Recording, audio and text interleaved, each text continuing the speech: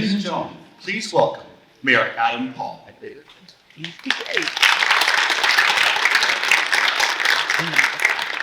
evening. What a wonderful opportunity to be here with all of you today. I see a lot of familiar faces, and we, the City of Lakewood, would like to welcome the Arc's 2023 Summit of Hope. And we're thrilled that you've chosen to host this in our great community. We're proud of the way the Arc supports people with autism, cerebral palsy, Down syndrome, and other intellectual and developmental disabilities right here. Our family members, friends, and neighbors to find their voices and live their best lives. Who's living their best lives tonight?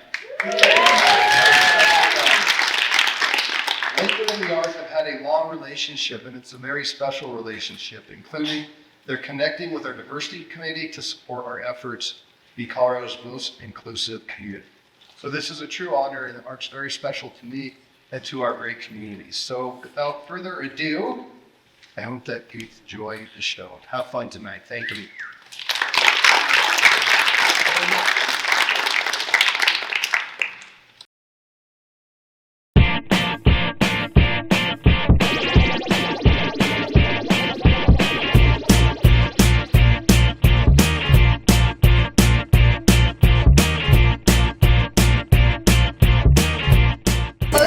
I like about myself is that I'm very friendly.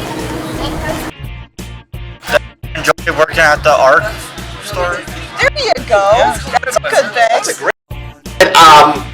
I got a good sense of humor, and everybody likes me because I've got a good sense of humor. I like to do art. I see myself as creative and artistic.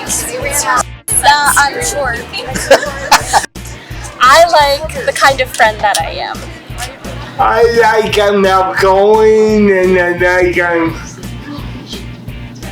empower people. I like my sense of humor. I'm optimistic. I'm fun-loving. I like that I'm really active and I'm really strong in my beliefs. I love to do crocheting. I really like that my friends say that I'm a really good friend. It feels really good to be supportive and to be a good friend. I like that I'm still very much engaged and able to love. I like that I'm creative. I like a lot of things about myself, but one thing in particular, I'm friendly and approachable.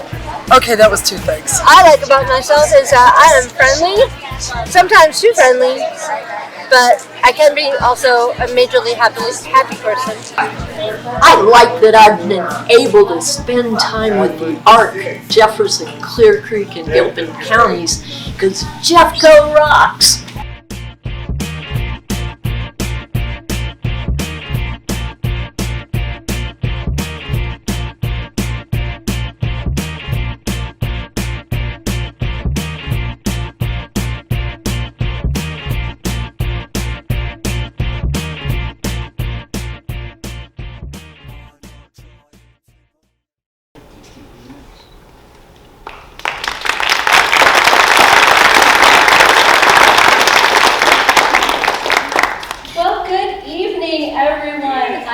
Cannot tell you how exciting it is to see this room so full.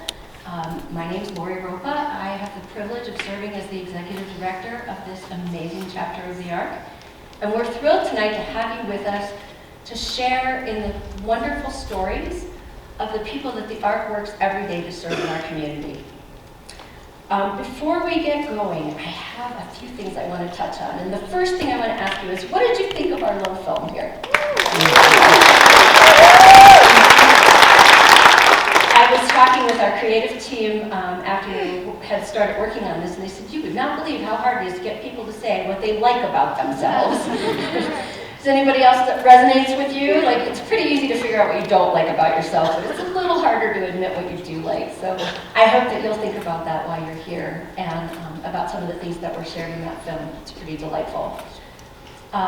I do want to make sure to thank Mayor Paul for spending time with us tonight. We really appreciate him squeezing this into his very busy schedule, and he's just been tremendous supportive.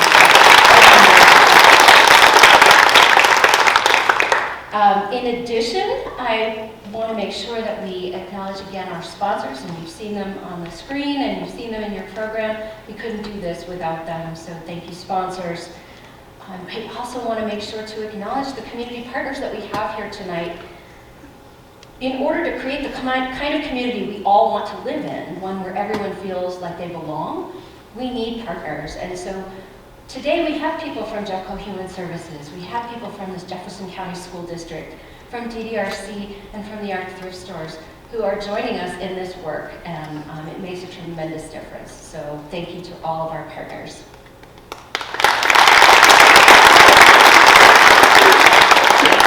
I have the privilege of introducing the very first story that you're going to hear tonight from Helen Pietranczyk. And Helen is going to talk about her daughter Jenn and Jenn's story, but in addition she's going to share a little bit with you about her parallel journey. Thanks.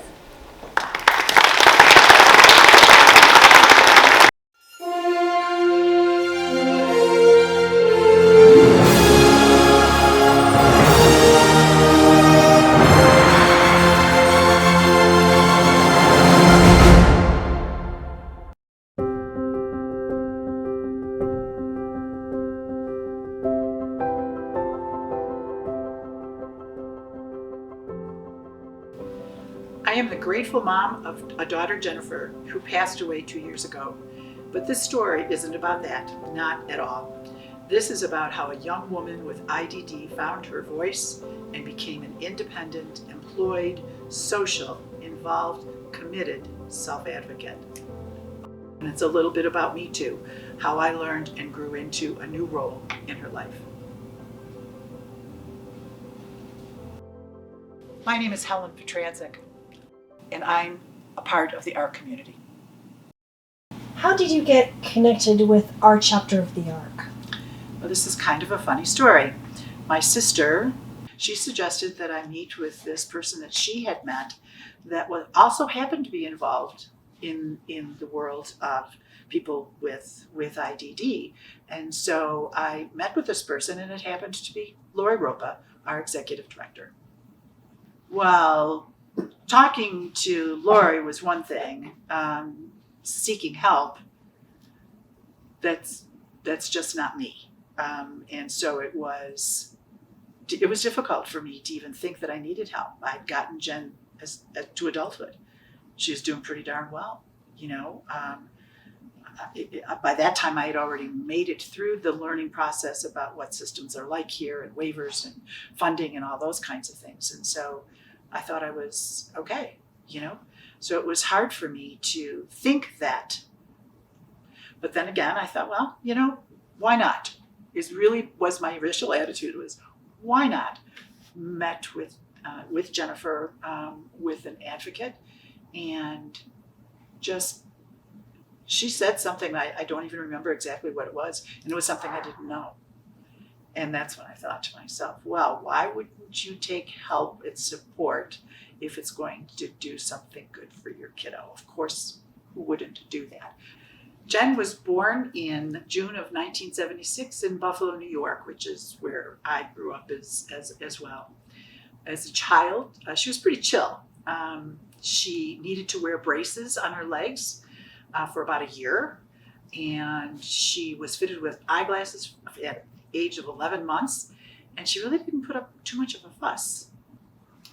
Her pediatrician suggested that because she wasn't reaching the normal markers as she was progressing in her age, that we get her evaluated. And he came to us and told us that Jennifer was diagnosed with as being mentally retarded. Remember, 1978, back then, that was the term, and that she would never progress beyond the age of 7.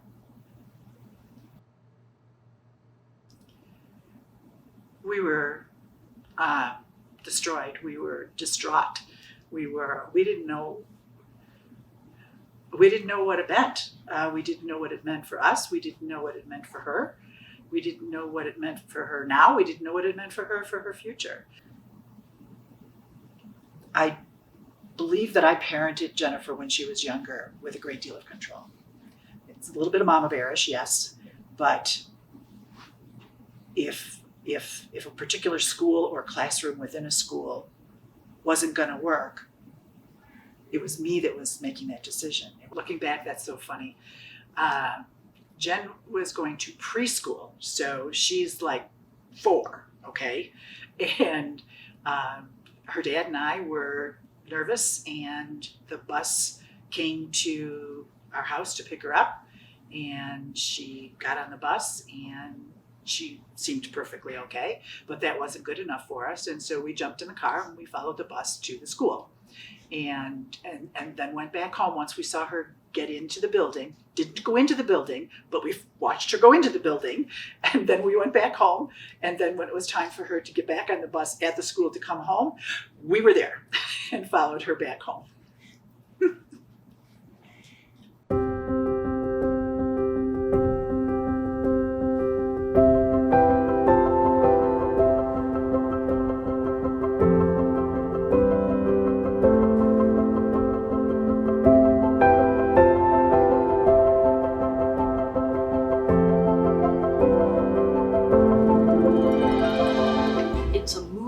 That really involves individuals in the direction of their own lives, any potential legislative issue, just really trying to get involved in the things that are really important for living the types of lives they would like to live. And so Jenn came on at a time where we were going on quarterly trips, different places, and she was so excited to be able to participate in going on the trip and having the opportunity to stay in the hotel. Her first trip, she stayed in the hotel room. Because she was working, she could afford to have a room all by herself, and she totally was on her own and in charge of everything involved with that. And she called and she got her own wake-up call, and she was raring to go by 6:30 in the morning when we went to the door to wake her up. And she was all dressed and ready to go. She was ready for that trip. Oh my. Well, she went on that trip with SFO. She was in People First. She got involved in SFO. Her accomplishments were that she started speaking up and speaking out. I will also tell you at this time is when she started talking back to me for the first time ever. It was incredible to watch. She came in to a new group of people and just really thrived, I believe, on the social interaction and getting to know all new people and seeing the opportunities that might lay ahead for her. People who lived independently in the community or had their own place to live or lived in different types of settings. She just loved the social interaction and the group dynamic. And then Jenn told me that she wanted to live in an apartment with a roommate. That would be what she wanted to do. And I was totally taken aback that that was something that she even wanted, let alone that I could be okay with this, right? So this is where I think that really changed. I mean, that changed everything. That this is what she wanted to do, and our focus became, what was she going to need to be able to do that? You know, it's really interesting to see the development of how the thinking changes as you begin to face some issues as adults. Parents often go through a parallel process of being scared.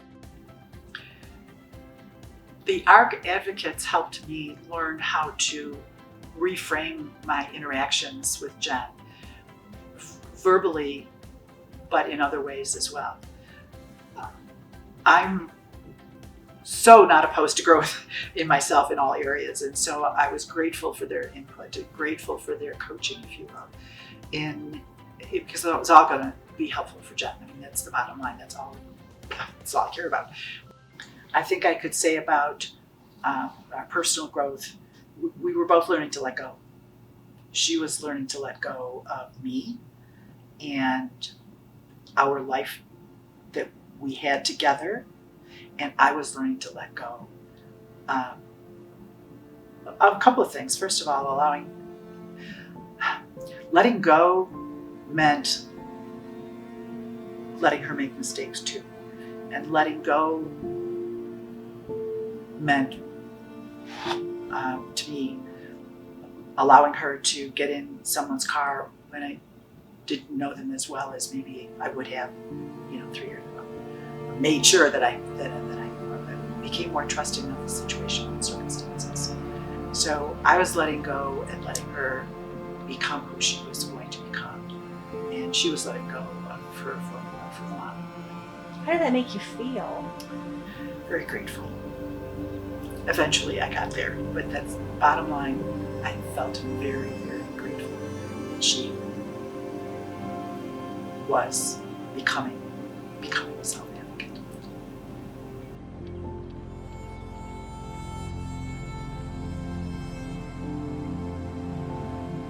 She achieved a goal knowing that she could learn independently. Even though she didn't quite get there, she knew she could. She knew she was going to be able to do that. Even though she didn't get there, I think that's huge. That's just huge.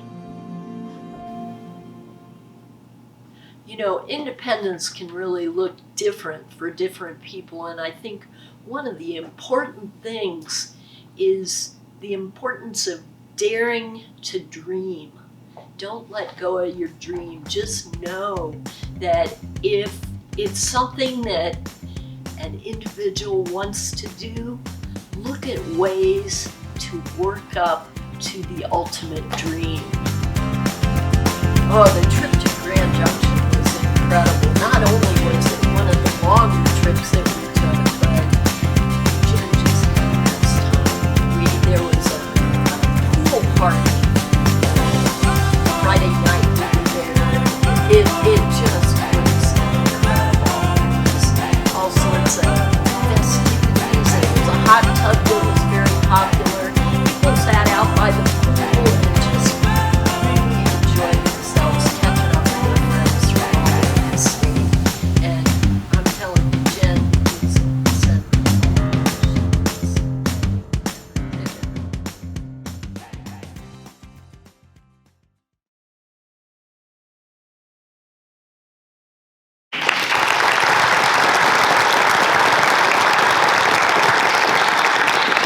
And we're really fortunate to also have with us today Tania Garcia, another mom, who has a different story to tell.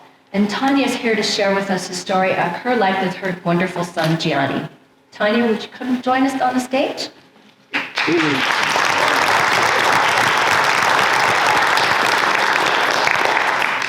Hi, everyone. Thank you for the warm welcome. I'm happy to be here to talk about the values and resource the Arc has been for my family over the years. I'm here because of my son, Gianni. He's 19, he's silly, he's happy, and he's the fastest human I know. He will snatch bacon out of your cheeseburger. Story has done that, strangers. strangers. Gianni was diagnosed with autism when he was 4.5. We knew something was going on when he was 3. And we were really hoping for this diagnosis because it would come with this complete, really helpful handbook on what to do. Yeah, right. Instead, it was more of, you're right, we're really sorry, goodbye. So we did not know what to do. We were just trying everything. We're paying out of pocket. We're researching things, trying to figure out what in the world we're supposed to do, and we are totally confused. I was at the office with a biomedical intervention doctor, and I was talking to him, and I was grilling him, like, what do these guys look like when they're older? What do, when they're teenagers? What can I expect? What else is there? And he just said, okay, I'm going to put you in touch with the mom. I have a son a little older than yours, and she can help you out. I contacted her, and the first thing she told me was, you need to call ARC and find the globalizing families. That's going to be your first step. So I did. And 14 years ago, that looked like 6 weeks of sitting in the basement somewhere in the building across town. They fed us dinner, they watched our kids, they gave us a list of resources, and they taught us, this is how you navigate insurance. This is, so you're not paying for anything out of pocket. This is what an IEP is, this new term. This will protect your child as they go through the system. They talked to us about waiver programs, eligibility. Do you qualify for any of these?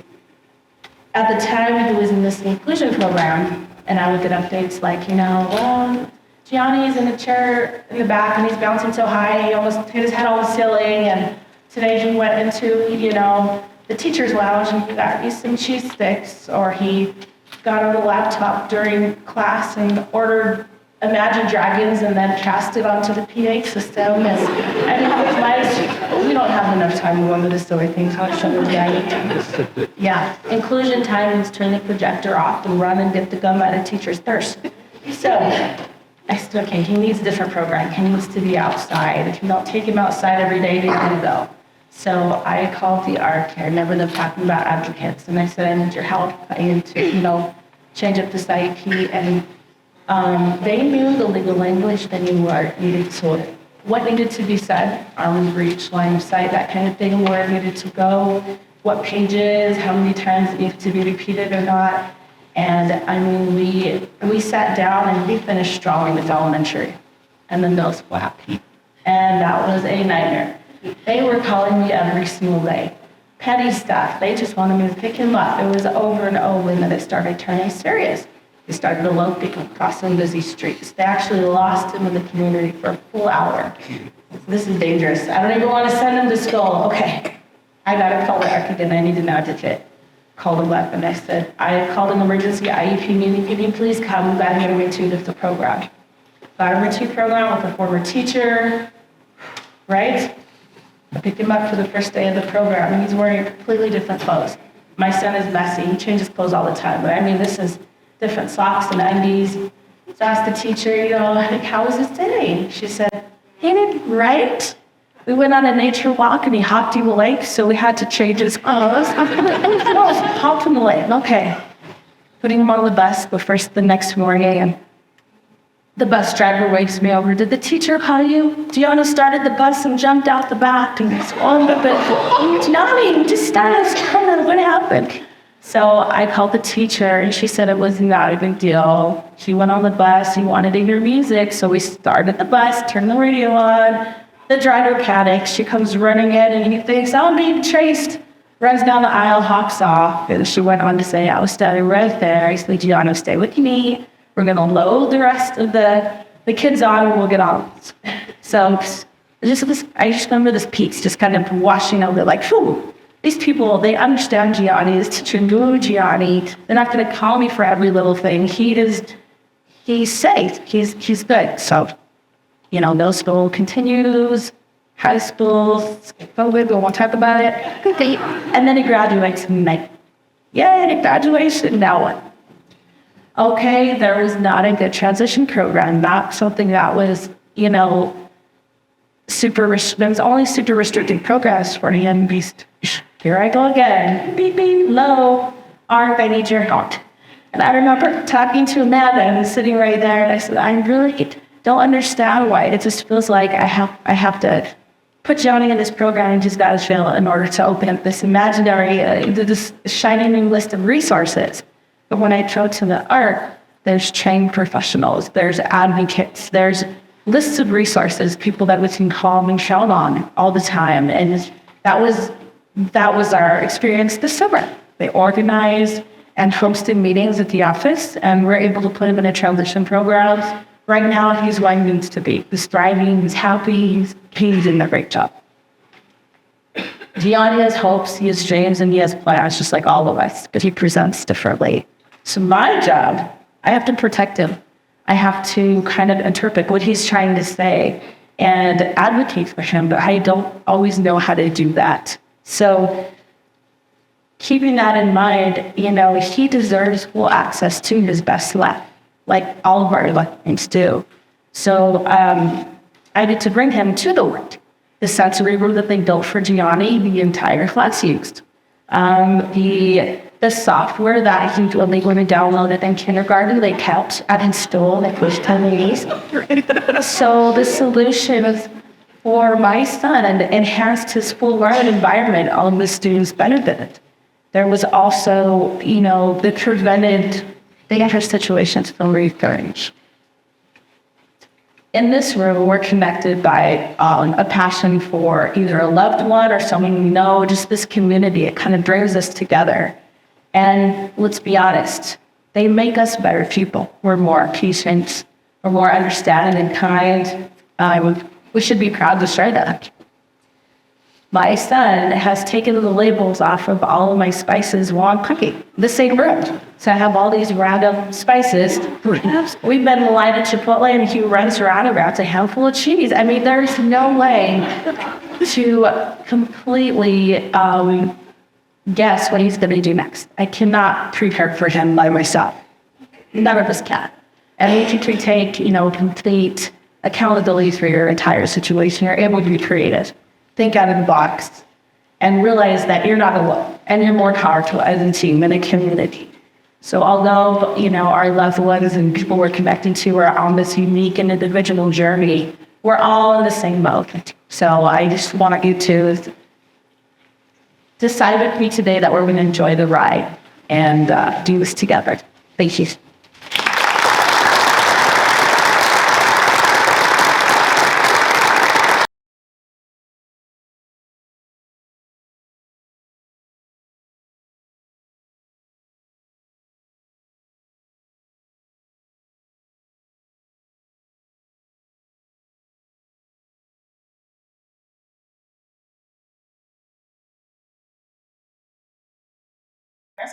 Appreciate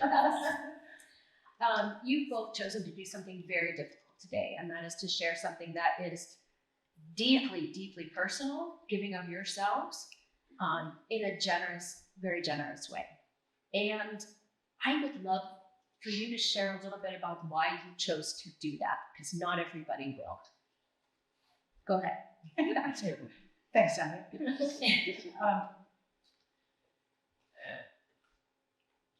I think that Jenn's story, in my story, it's mine too, right?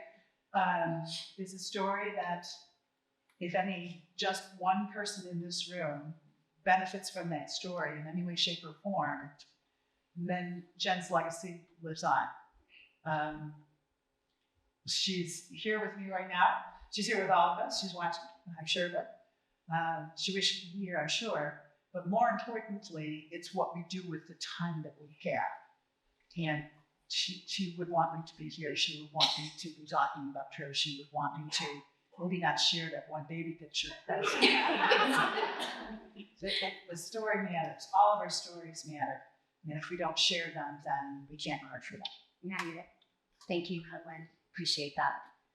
For me, I just remember what it's like to not really know next steps, to know what you're doing or who to talk to, where to go. And I think that if Gianni's being the tough case that he is, if he's found success, then there's a lot of options out there, and I want people to kind of live on his success. So yeah. We have seen today through both those stories what's possible. And it kind of renews your belief in what's possible for anyone.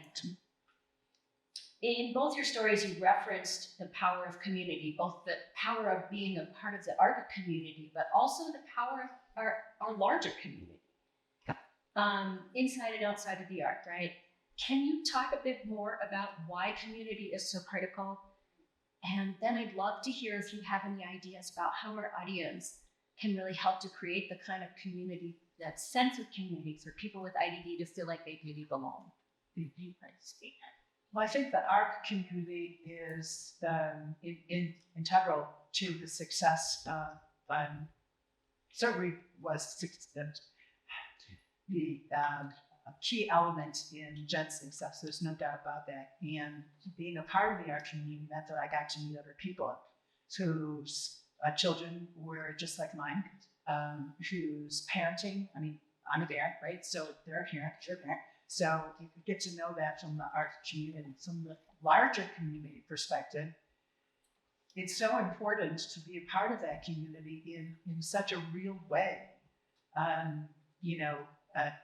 Jenn was 44 when she passed away. So we were back in the day when she was ignored, constantly ignored out in the community, because sometimes I think it's you don't know, but back then there wasn't the acceptance. We have, I think, made a little bit of progress in that regard. What can this community do? And that is to do total and complete acceptance, not tolerance, not tolerance. It's acceptance. It's acceptance. Walk up to anyone that you see on the street that you think might be, look a little different, be a little different, act a little different. So what? Walk up to them, say hi. Don't have to shake their hand if you don't want to, but please say hi, engage. You never know what's on the other side. You never know what's on the other side. Right? It's so true. People don't want to be invisible. No, none of us do. I don't think They Tanya? There's a lot of times where you feel so isolated and like the only person experiencing what you're experiencing, and that might be true just in a smaller world context, but you're never truly alone.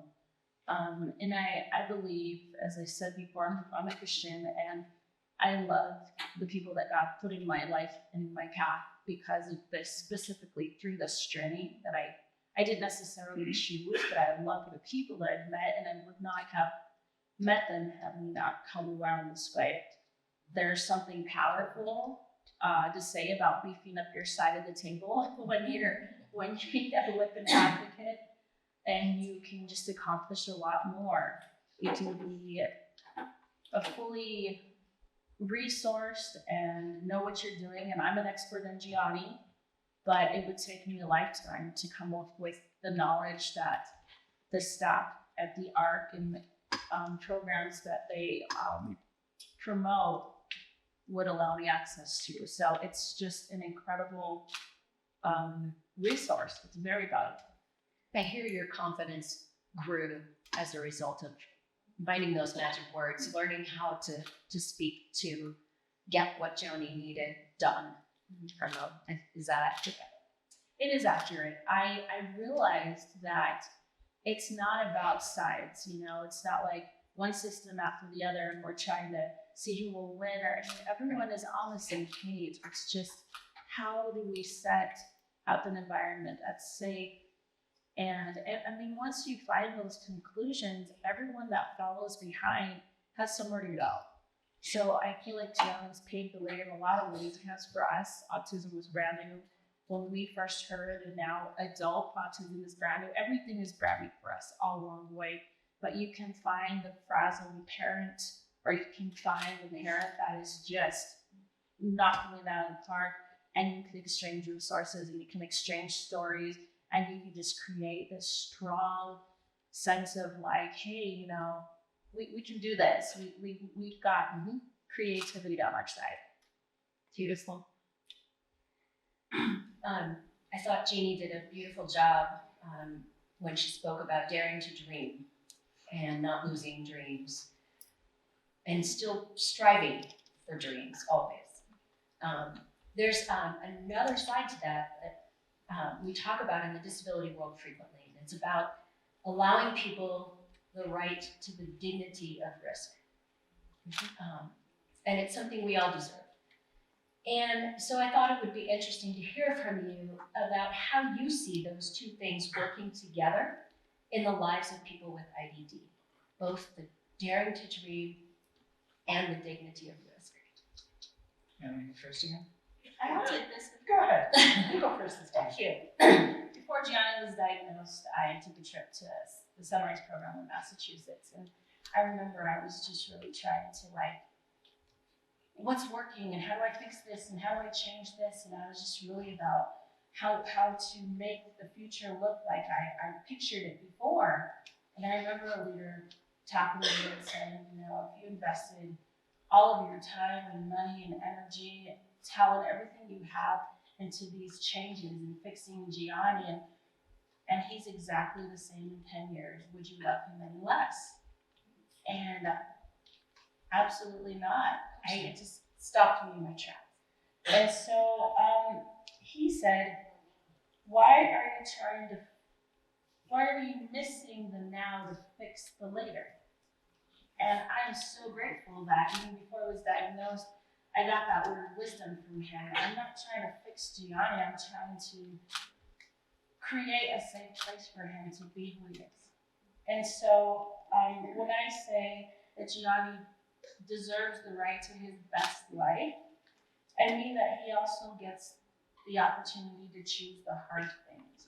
That as parents, we can be his constant, and the things that he thrives in and the things that he decides this is not working out. So we get to be there. Do it all. Jenn taught me a lot of lessons over the years.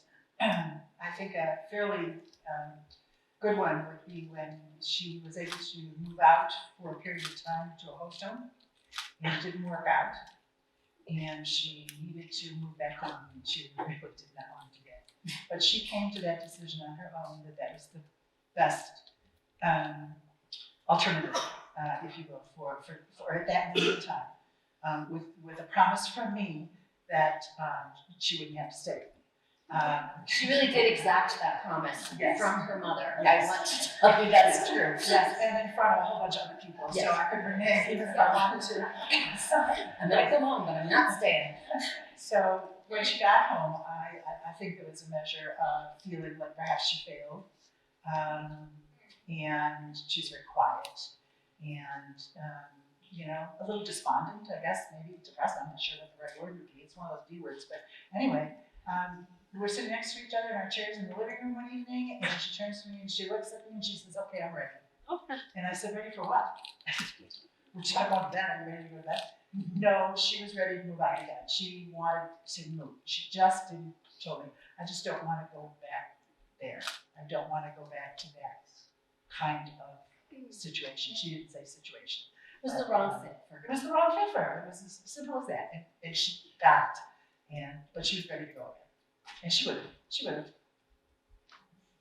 It's the risk. It's risk, and yet there's the reward. She got to live independently without her mom for a little bit. That particular situation didn't work. We'll try again. We'll try it tomorrow. Yeah, it didn't squash her desire to want to live independently. Nope, she said, "Okay, now I've learned what I don't want. I'm ready to find what I do want." And it's now. Yeah, when can we meet with the people that can do this for me now? Last question from me, and then we'll see if there are a couple in the audience. If you could wave a magic wand and change one thing for people with IDD immediately, what would you change?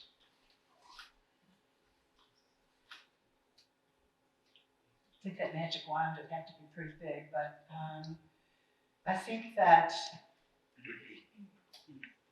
I always said before acceptance and not tolerance. We all are, every one of us are different.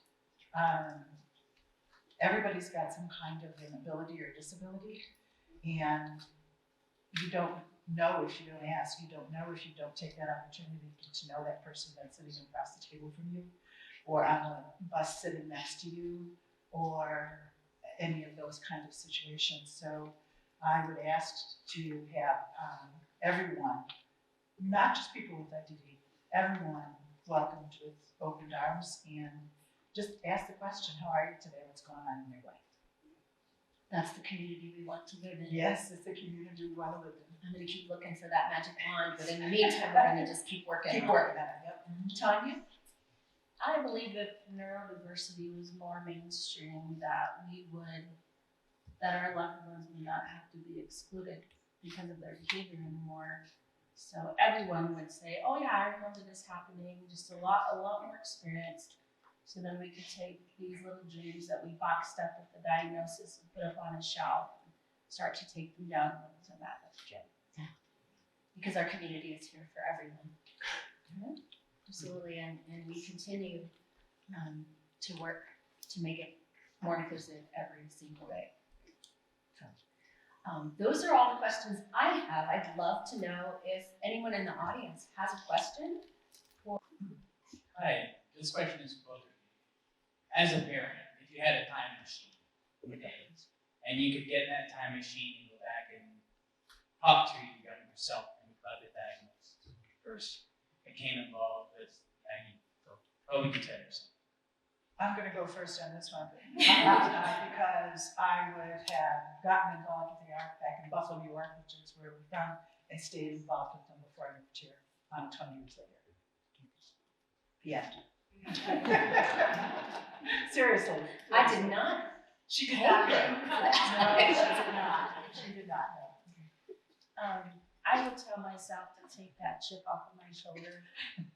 I would, because we're very protective of our kids. Yeah. And we're hurt, and they're hurt, and their hurt can look like confused or just not wanting to be somewhere, and that's painful to see. So if I wasn't just kind of wasting a lot of time, like, what did they say? Are they looking at art? I could just enjoy, whatever G did. He's happy. I mean, even when oh no, this didn't go well, he was laughing when he jumped off that bus. He thought it was the best thing. He went to this first program and he hopped in late. This kid is not worried about the same thing I am. So if we can kind of learn from our kids that innocence that they have to not take on the world and just take that chip off, I would have done that day one and saved a lot of gray hairs and wrinkles and heart. What she said. Yeah. Okay.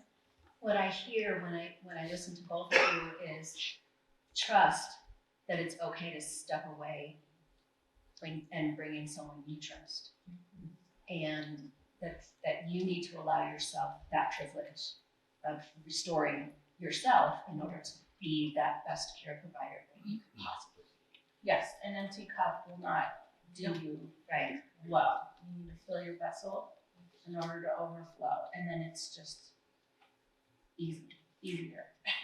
Do we have one final question? Oh. I am, first of all, I second the nice gal in the front row who just said the stories are wonderful. Thank you. I took notes, and Helen, I quoted you on something. And it said, our stories matter. All of our stories matter. If we can't share them, we can't learn from them. And it reminds me of a Jan Robbins quote that says, there's power in knowing my struggle is yours and yours not. And I believe that, and I love the stories here tonight because I think they're powerful. Curious from the two of you and Lori, what would you encourage those of us out here who have stories to share? How we share them and where we share them, so that we have that connection of knowing the power that my struggle is yours and yours is nothing. And we find those opportunities to share the stories so we can learn things. So if there's someone in your life who has intellectual developmental disabilities, let me give you Lori's phone number. Seriously, and I mean that sincerely, because the more stories the ARC has to share, and they're all different, right? The more educated the community will become about what this world is all about. But there's another part of that, right? Of course, there's lots of folks here in this room that don't have IDD and or autism or a lot of other words that we've heard in relationship with this world of individuals or people with IDD, and it's sharing, it's talking to each other, it's just opening up. I think the pandemic did a disservice to all of us when it comes to talking to people and learning. You can't really get to know somebody on Zoom real well. You just can't. And so reach out and tell your story and ask them for their story. And you just never know what's on the other side. What that story will bring to you in that moment in time. It seems to me like you felt a personal charge to do something. So now keep your eyes open when you're in your community or around someone and you see, again, a struggle or a thriving, something that you admire about somebody or someone that can use kind of to pick me up and approach them. If you don't have a community, find one. If you can't find one near you, create one. I cannot stress the importance about how we're designed to be connected. That human connection is invaluable when it comes to just sharing quality of life. So don't isolate yourself. Look and see the opportunity. Hi, I'm so-and-so, and offer yourself and exchange phone numbers. And start with that storytelling back and forth. Resources, you know what, I sent that too. Where did you go? What about this? Or how in the world did you, where'd you find that sticker? Or, I mean, just keep your eyes open because there's a huge hidden group that kind of hide their loved ones because they don't have, they're not up for it. They're not up for being in the community. They're not up for being approached or stared at, or they're not brave enough today, and that's fine. So because you feel that personal pull, I would just encourage you to really create something. It would be really hard to top anything that's been offered. I will just share that the ARC continues to work hard to get stories, collect stories, get stories in front of people, have wonderful and brave people share their own stories, because that's when that's most powerful. You'll see articles in our newsletter, you'll see information that comes out in other ways. If you're out in the community and you want to invite people to the event that you just got a picnic invitation, and you said, oh, I'm gonna go, oh, you know, I know somebody who also might like to go. We should invite them. So I would encourage you to extend your network and help introduce them to our community, because we'll be here for through end of life. I want to thank both of these wonderful moms for sharing so deeply and so personally.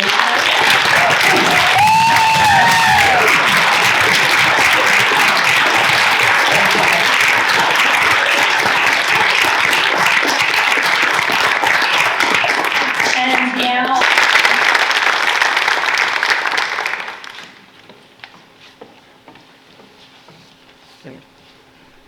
Tania, Helen, my friend, thank you both for sharing your stories with us. You're such a courageous, honest, and joyful one. I'm Rob Smariga. I have served on the board of directors since 2016, and I'm currently serving as board chair.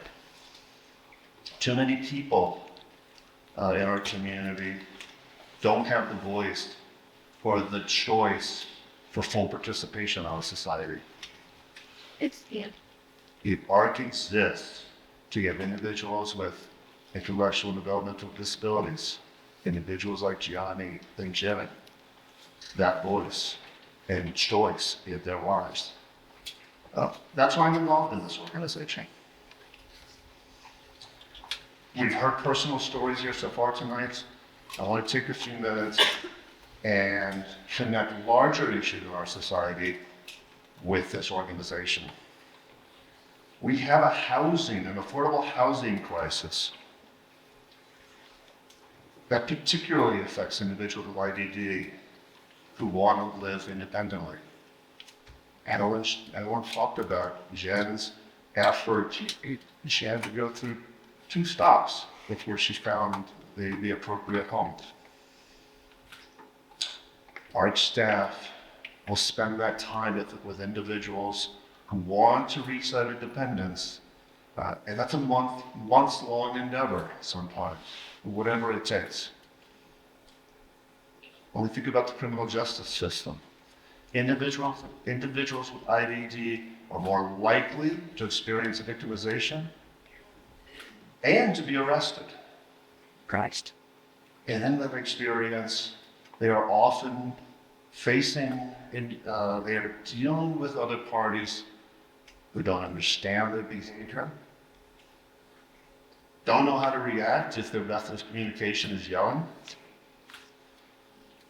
City Arc partners with local law enforcement, conducting crisis intervention training, so that those sorts of interventions, those sorts of situations can be handled more effectively and peacefully.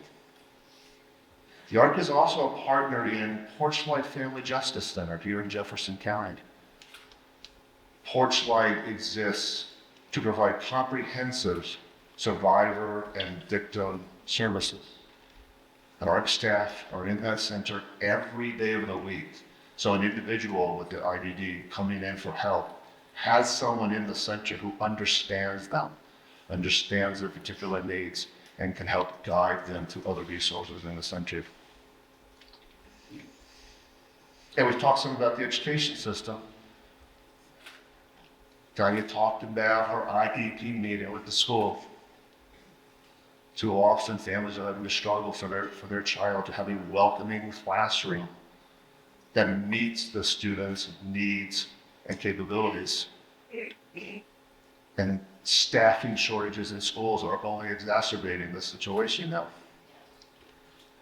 Our staff work with parents, teach parents how to be advocates for themselves with the school system. Here's the ask. There's 17,000 individuals by IDD in Jefferson, 13th, and Bilton counties that this organization serves. This year, we will reach 1,000 of them with support. It's a tremendous gap and tremendous unmet need. We don't get any government funding. We rely entirely on private sources. We are quite fortunate to have the Arc Thrift Store organization support this mission. And that covers a lot of baseline activity for us. We've got a long way to go to reach that 17,000. So tonight, you can be that magic wand. If you are impacted tonight by what you've heard, if you were inspired, if a donation form and envelope with your program, we've got QR codes for credit card donations. We need help in this mission. If you're inspired tonight to give your time and get involved, I'm colorblind, but this insert has a form that you can fill out to express an interest in helping us out with your time. It's been wonderful spending this evening with you. Thanks so much for coming out tonight. Look forward to seeing you in the lobby.